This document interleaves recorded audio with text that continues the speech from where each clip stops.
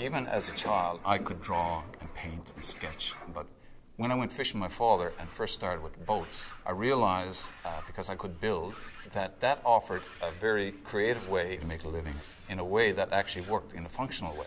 And when fishing came along, and boats in particular, I just knew that was an answer for a way to live. My name is Jerome Canning. I'm born on the island of Maraschine, but my growing up was in the town of Placentia. Growing up there was, like every kid, I suppose, fun. We would borrow dories and flats. What we would do, of course, is go rowing and diving and fishing from that little boat. There's a lot of boat builders I know who actually their fathers were boat builders, but when I learned boats, I did learn from the older gentlemen. Most of these people, they were boat builder fishermen. The way they learned how to build boats was looking.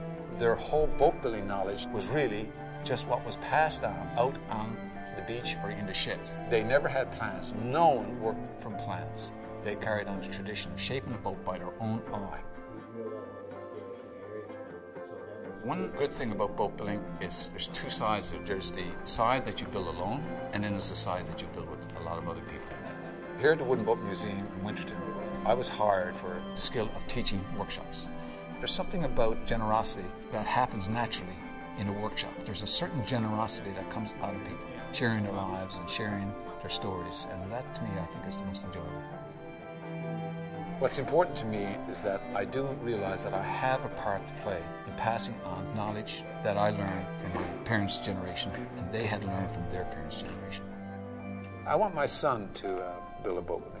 I think for all the same reasons that I came into becoming a boat builder. I think they're still valid today. If I can work with my son on it, I know that he would say, I learned to be with my father, and he would get something of me as I would get of him. It doesn't have to be your son, it doesn't have to be your daughter. It's just some other person who you're sharing time with in building something that's wonderful.